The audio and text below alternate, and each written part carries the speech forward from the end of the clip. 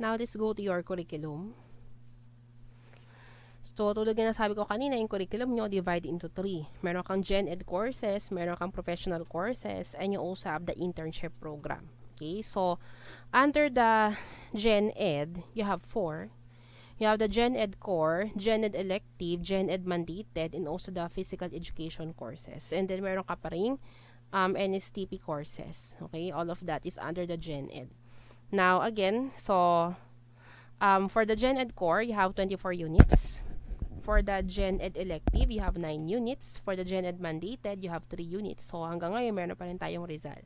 And then, of course, you have the PE courses, which is 8 units. So, ito yung mga subjects nyo na minimum, ha. Ito yung nakalagay sa minimum standard. So, dapat lahat ito ay maaral nyo kasi part siya na minimum standards. Now, for the NSTP, you have 6 units, and then you also have the core courses, which is your chemistry, analytical chem, biochem, unofficial strategies of teaching in MedLab Sci, biostatistics and epidemiology, together with your health information system for MedLab Sci. So, this is all about 25 units, okay? Those are the core courses. And then, you have the professional courses. Kapag professional courses, these are the courses na lalabas sa board exam. So, kailangan nyo talaga siyang aralin kasi part siya ng board exam nyo. So, you have a total of 65 units. So, you have your PMLS 1 and 2, you have your CPH, your histology, your mol bio, Medtech loss, cytogen, clinical chem 1 and 2, hematology 1 and 2, bacteriology, parasitology, histopath, lab management, immunosero, your blood bank, which is the immunohematology. You have the AUBF, you also have the MYV, Seminar 1 and Seminar 2. So, lahat to ay lalabas sa board exam. So, lahat sila ay 65 units. And then, you also have research 1 and 2. For the research 1, tuturuan kayo kung paano gumawa ng research. For the research 2, ito yung meron ng laboratory part na mag-experiment na kayo. So, you're going to perform experiment, then you're going to present the results. And of course, you have the internship. So, ito yung courses nyo kapag 4th year na kayo. So, you have the internship 1, internship 2. Kapag internship 1, ito yung first rotation nyo sa isang ospital. So, 6 months yan. Then, after 6 months, lipat ka na sa isa pang ospital. So, that will be your internship 2. Now, for the MTAP 1 and 2, so ito yung subject nyo sa 4th year na ang gagawin nyo lang ay mag-exam. So, ganun lang siya. Kaya nga tinawag na assessment program. Papasok ka, mag-exam ka. Ganun lang. Okay? So, ito yung ginagawa kapag 4th year ka. Intern ka, and then papasok ka pa rin sa school para mag-exam. So, every meeting may exam. So, that will be your MTAP 1 and also the MTAP 2. For the summary of units, for the Gen Ed Core, again, 24 units. For the Gen Ed Elective, you have 9 units. Gen Ed Mandated, you have 3 units. For the Physical Education, you have 8. For NSTP, you have 6. For the Core, you have 25. For the Professional, you have 65. For the Research, you have 5. And for the Internship, you have 28. A total of 173. So, this is the minimum requirements by CHED. And then, meron din tayong required number of hours sa laboratory. So, kapag 1 unit ang course, dapat meron kang 54 hours. So, for the Health Information System, at least 54. For the Biostat and Epi, 54. Human Histo, 54 as well. For the PMLS 2, 54. You have for the Parasitology, 54. Ngayon, kapag 2 units, so you have 54 times 2, kaya naging 108. Basta tandaan yung 1 unit is 54 hours in the laboratory. So, kapag 2 units, times mo lang sa 2, that will be the 108 hours. So, again, for the Hematology, 54. Histopath, 54 again. For the Immunosero, that will be 54. For the Immunohema, 54. AUBF, 54. Intro to MedLab Science Research, 54. And then, for the rest is 108. Ito yung mga 2 units nyo. You have Clinical Chemistry 2. And you also have the MedLab Science Research Paper Writing and Presentation. So, a total of 1,728 hours. Again, the total is 1,728 hours. This is the minimum requirement from CHED. And then for the internship program naman, kapag nasa hospital ka na, meron ka ring minimum number of hours sa per section in the lab. Kasi kapag nag-intern ka, yung mga section sa lab, papasukan mo yan. Okay? You're going to rotate in those sections. And then kada isang section, meron kang specific hours that you have to meet. For the clinical chem section, dapat 300 hours. For For the AUBF and parasitology, it should be 200 hours. For the microbio, 250. For the hematology, 300. For the blood bank, 200. For the histopath, 100. For the immunosero, 220. For the lab management, 40. And for phlebotomy, 54. So, ito yung total number of hours nyo sa ospital should be 1,664 hours. Pagdating naman sa duty nyo sa ospital, so napakaswerte nyo kasi sa isang linggo, 2 day duty lang ang required sa inyo. So you must have 8 hours regular duty per week, that is 16 hours, and then 16 hours duty per week. Yung 16 hours nyon, ito yung night duty nyo. Kasi dati sa old curriculum, yung curriculum ko, tsaka yung curriculum ng mga 4th year ngayon, sa isang linggo, isang beses lang off nila from night pa. Okay, so pumapasok sila from Monday to Sunday. Ganun ang old curriculum. Talagang duty sa ospital. Nagtatrabaho talaga sila sa ospital. But here sa new curriculum sa inyo, pag 4th year na kayo, napakasarap ng buhay. Sa isang linggo, 2 araw lang ang duty nyo. Tapos isang night duty. Okay, so a total of 32 hours per week. So sa isang 32 hours times 52 weeks per year, total of 1,664 lang. Yun lang ang contact time niyo sa ospital. Maganda ba siya? Eh, yun ang gusto ng CHED, di ba? So, according kay CHED, yun lang, 32 hours lang. Pero yun nga, mas maganda talaga kung mas marami kayong contact time. Kasi kami, nung time namin, tsaka yan, time ng no mga 4th year ngayon, once nakagraduate kami, para kami empleyado na marunong talaga kami. Ikaw ba naman mag-duty ng Monday to Sunday, 'di ba? Araw-araw naka-duty ka, nagtatrabaho ka doon. So talagang marunong ka. Sa pagdating sa inyo, yun lang, ang record lang sa inyo is 2 day duty tsaka isang night duty. So all in all, 32 hours lang kayo per week. So napakagaan. Anyway, yan ang requirement ng CHED. Okay? So again, 1,664 hours. So, for 8-hour duty per week, 32 hours per week, times 52 weeks, it costs 1,664. So, kung walang night duty yung ospital, pwede naman na 4 na 8 hours duty per week. Basta, ma-meet natin yung 32 hours.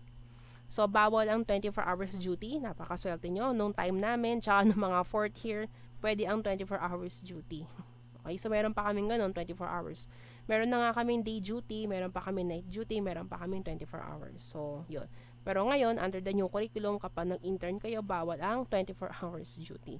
So, the intern shall be allowed 1 day off per week and 1 more day for medical technology assessment program and seminar in the respective HEI. So, marami kayong off kasi pag off kayo, nasa school kayo, nag-aaral kayo. Lalo na ngayon, since ito nga online learning, so may mga laboratory skills tayo na kailangan habulin. So, mangyayari yung paghahabol natin pagdating ng 4th year kasi nga marami kayong time. So, yung mga lab skills na hindi nyo matutunan kasi nga sa online nga, mahabulin yan pagdating ng 4th year. And then, again, no MT-MLS student shall be allowed to graduate unless he or she has completed all the academic and internship requirements. So, makakagraduate ka lang kapag pasado ka ng ACADS with internship. Okay, so paano kung internship na lang ang problema? Let's say graduating ka tapos nagka-problema ka sa internship. Eh di hindi ka graduate kasi nagka-problema ka sa internship. Okay? So again, kailangan clear ka sa internship and kailangan pasado ka sa lahat ng academics mo para makagraduate ka. So, required resources. Ano ba yung mga kailangan? Of course, the college needs a full-time dean. So, kapag dean, Filipino citizen siya, good moral character with PRC license, and of course, with a graduate degree. And then, pwede rin ang doctoral degree. At least 5 years of teaching experience, 2 years of managerial supervisory competence, technical expertise in school management. So, dapat meron na siyang management na experience. And of course, active member of PAMET, pwede rin sa PASMET, and has no teaching assignment in other HEI. So, dapat kapag din, hindi rin siya teacher sa ibang school. Okay? So, sa isang school lang siya dapat. Ito yung mga required resources. Minimum requirement for the administration of a college. Now, functions and responsibilities of the dean. Again, kapag dean, they administer general policies of the health educational institution. They also exercise educational leadership among faculty members. So, lahat ng mga policies ng school will be administered by the dean. And then, lahat naman ng pagdating sa guidance ng mga faculty members will be administered by the dean. And for the faculty, so for the faculty, meron tayong licensed at non-licensed faculty. Kapag non-licensed faculty, ito yung mga nagtuturo sa Gen Ed. Ibig sabihin noon, hindi sila Medtech. Kasi nga, Gen Ed naman yung tinuturo nila, di ba? You don't need to be a Medtech to teach Filipino, di ba? Kailangan mo na maging teacher, Filipino teacher. Okay? So, kapag non-licensure courses, tulad ng sa Gen Ed, master's degree lang ang kailangan. However, kapag licensure courses, ito yung mga course that you will going to take under Medtech na lalabas sa board exam. Kunyari, yung bacteriology, hematology, clinical chemistry, etc. Okay? So, kapag licensure courses, kailangan RMT ang teacher with master's and 1-year clinical experience. So, lahat sila, meron silang hospital experience ng 1 year. And then, pagdating naman sa number of faculty, at least 60% of the faculty should be full-time.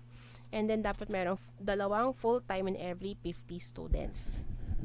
So, a full-time faculty member should have a regular teaching load regardless of the lecture or laboratory classes with no more than 3 preparations in 1 semester. So, ibig sabihin noon, 3 lang na subject ang dapat ituro ni teacher sa isang SEM. And then, a faculty member shall have a full-time status in only 1 institution. So, full-time siya sa isang school lang, di siya pwede mag-part-time sa ibang school. Must be an active member of good standing in the following. So, again, PRC. So, meron siyang lisensya. And Association of Schools of Medical Technology. So, member siya ng PAMET together with the PASMET.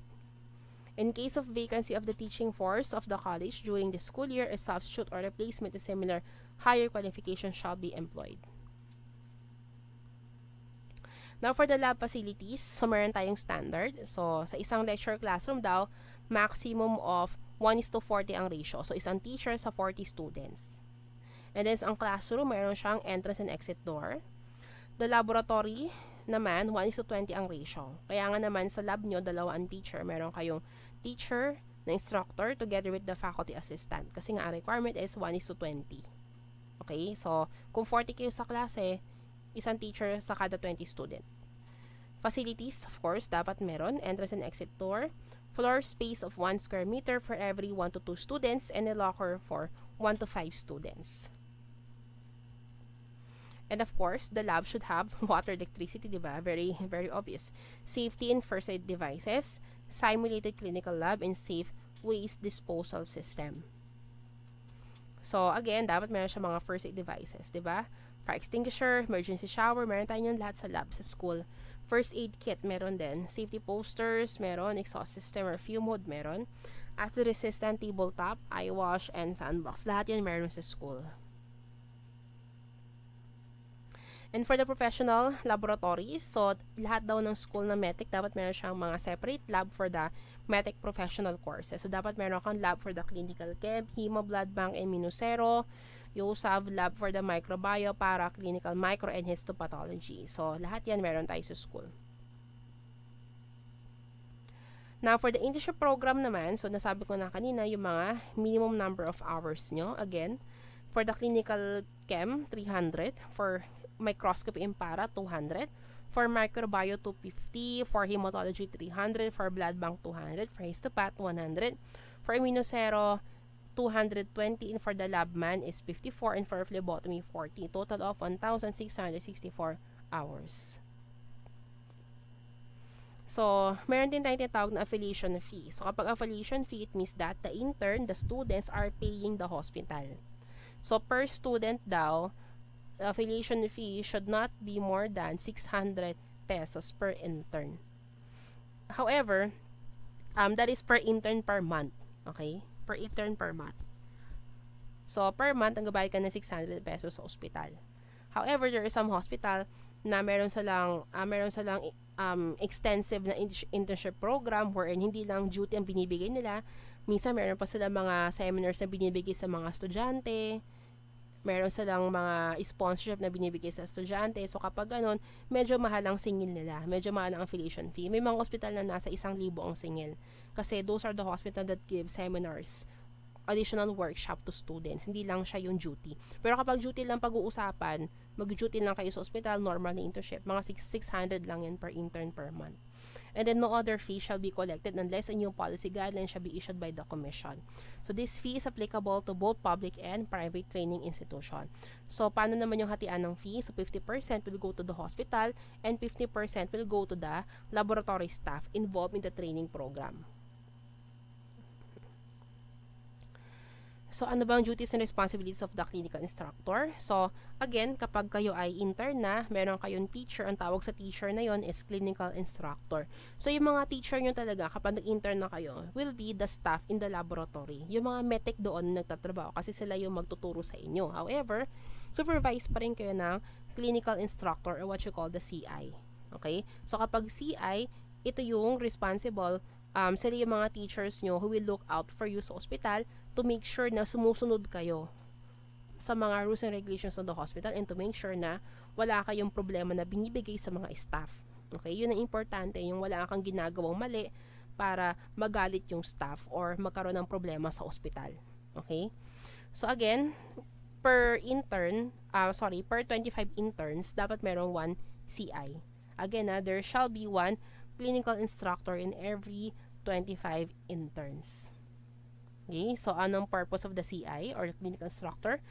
They will act as liaison officer between the institution and the CHED, accredited affiliating hospital base or freestanding clinical laboratory.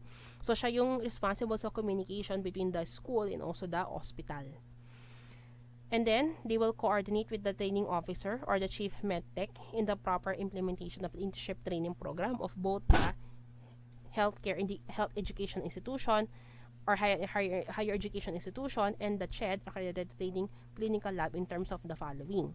So again, ang purpose of the CI is all about coordination between the school and the hospital in terms of the following.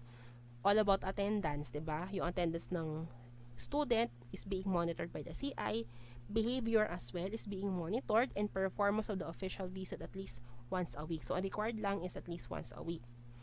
Now, preparation and submission of monthly report on matters related to the proper implementation of the internship training program. So, ano ba yung monthly report na yon? Kapag monthly report, ito yung summary ng performance ng mga estudyante. So, andito yung attendance nyo, andito yung mga kaso nyo, kung may kaso kayo sa ospital, andito yung mga behavior problems nyo, kung nagkaroon kayo ng mga problema sa ospital, or yung mga bad performance nyo sa ospital, naka-record siya. Dapat kasi wala. Okay? Kasi nga naman, part din yan ng grading nyo. Kapag meron kayo mga bad performance sa ospital, nababawasan yung grades nyo. And then, participation in the review, revision, and updating of the internship training program.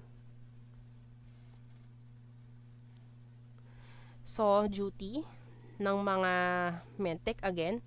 So, pwede kayong bigyan na out of post. So, interns must report at least 15 minutes before the start of duty. So, kapag ang duty nyo 7 a.m., dapat 6:45 nandun na kayo. Okay? Hindi pwede na 7 a.m. din kayo papasok, tapos magsusuklay pa kayo. Hindi pwedeng ganun. 'Di ba? So, kung 7 a.m. ang pasok, dapat 6:45 nandun na kayo.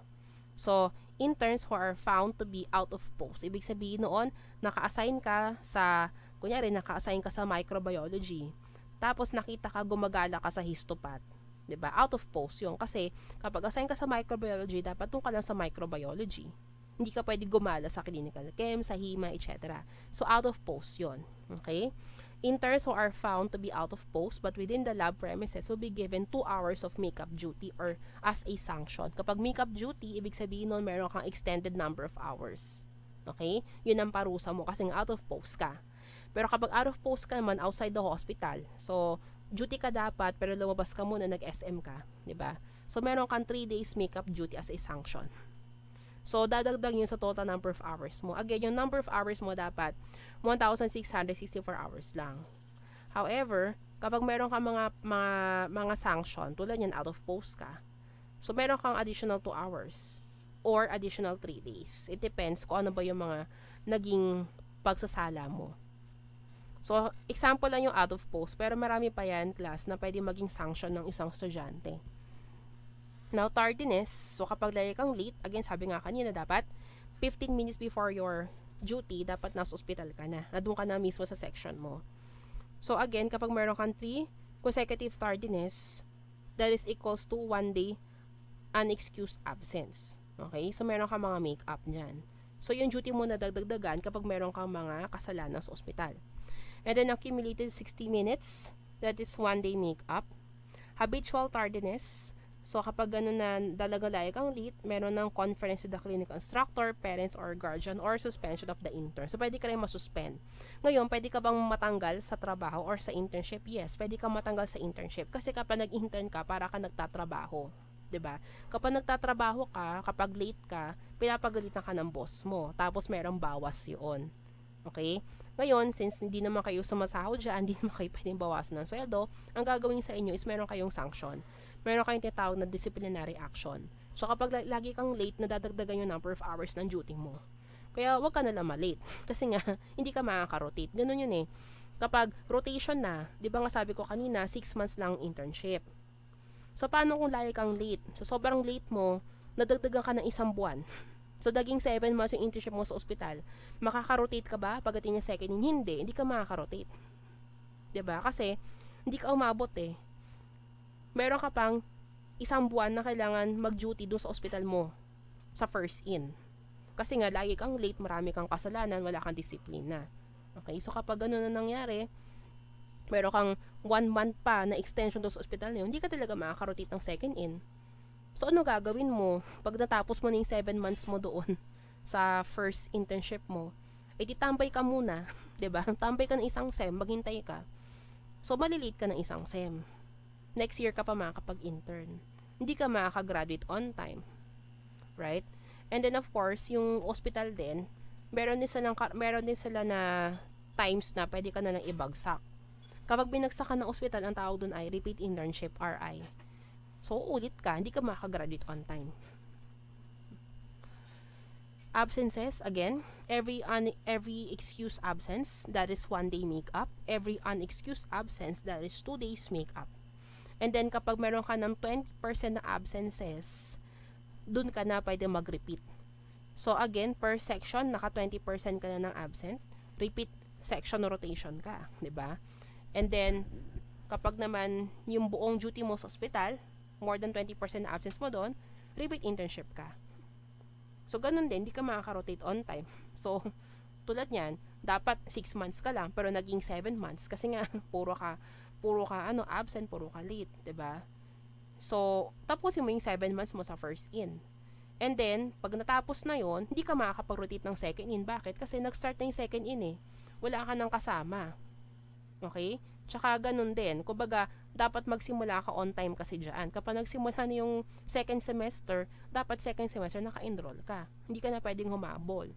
Walang habulan. So, ganun siya.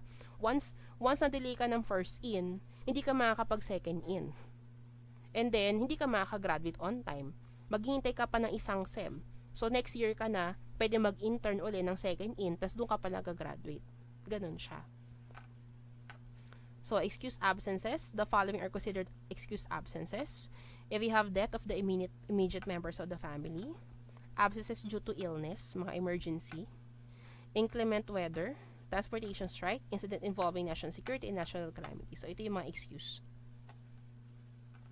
Breakages, ayan. So, kapag nakasira ka doon, ikaw yung may responsibility dyan. 'Di ba?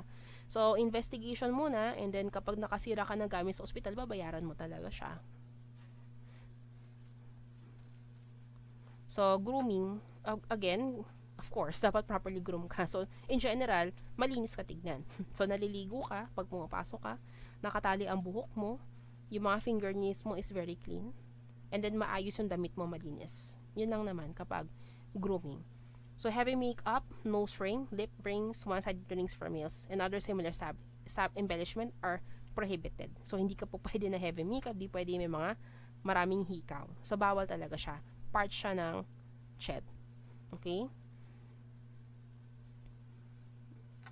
So, minor offense. So, kapag minor offense lang, under ng disciplinary or academic offenses. Kapag disciplinary offenses, this refers to the offense committed by the interns in relation to Section 2. So, all about attendance and punctuality. Sanctions are given in terms of makeup duties. Academic offense, this refers to the offense committed by the intern in pre-analytical, analytical, and post-analytical phases. So, kunyari, nagkaroon ka ng pagkakamali sa testing, 'di ba? O kunwari, nag-extra ka ng blood, dapat ang extract mo si patient A. Ang na-extract mo yung kamag-anak ni patient A. Nangyayari yun, di ba? Kasi, kunyari, yung pasyente, naupo lang siya sa upuan, na humiga sa kama yung kamag-anak. Ang nakuha naman ng dugo, yung kamag-anak. Di ba? So, part yan ng pre-analytical. So, mali. So, kapag may mga pagkakamali ka sa laboratory work, academic offense ang tawag doon. Whether pre-analytical, analytical, or post-analytical phase. Kapag post-analytical, ito yung pag-release mo ng mga result. Kapag analytical naman, nasa lab ka, gumagawa ka ng mga testing. Okay? The sanctions against the offense related to training shall not be in the form of demerit or make-up but reflect in the performance evaluation. So, sa grades siya makikita. Sa grades ang bawas. The laboratory workload is the responsibility of the registered medical technologist. The student shall be trained and supervised by the registered medical technologist, and under no circumstances should the workload be turned over to the intern. So again, ang responsibility pa rin ng workload yung mga Medtech staff employed in that hospital. Okay? However, kapag nagkaroon ka ng error, kapag yung intern nagkaroon ng pagkakamali, academic offense, then ang parusa noon will be on the grades. Bawas sa grades. Pwede ka ba nalang ibagsak? Yes, 'di ba? Pwede ka nalang ibagsak. Pwede ka na kasi nalang bawasan, 'di ba? Let's say meron ka 100 points, binawasan ka ng 100, di 0 ka na, bagsak ka na. So pwede ka mag-repeat internship. Okay? Tandaan nyo, 60% ang passing natin. So dapat ang grade mo rin should be 60% in the hospital. So kapag binawasan ka ng grade at wala na natira sa 60% mo, definitely failed ka, repeat internship ka.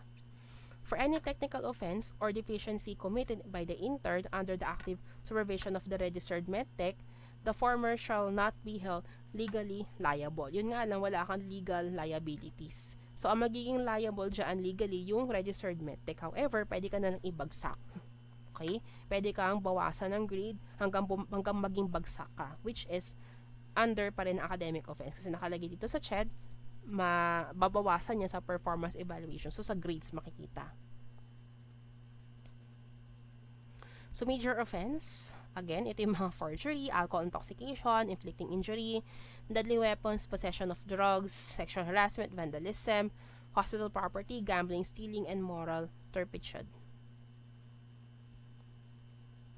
So, paano ba yung performance evaluation? So, meron kang exams, meron kang theoretical and practical exam. So, pagdating nyo sa ospital, meron pa rin kayo mga written exam doon. Binibigyan kayo ng test paper, nag-e-exam ka. And then, of course, meron ka rin practical exam. Bigla na lang kayong tatawagin, you will be asked to perform a certain test in front of everyone. So, lahat nanunood, nasa harapan ka, gumagawa ka ng test. Okay? That is what you call the practical exam. And then, clinical performance as well. So, ano ba yung mga skills na nagagawa mo sa ospital? That is a competency skills. And then, of course, attitude and behavior, attendance and punctuality. So, dito pinagkukuhanan yung grades mo. Kaya nga naman, kapag meron kang attitude problem, pwede ka na lang tanggalin. Pwede kang alisin sa ospital. So, dapat kapag nasa ospital ka na, you are behave and then meron kang right attitude. Bawal ang may mga attitude problem.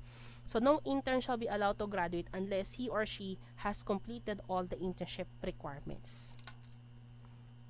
So, that is the lesson.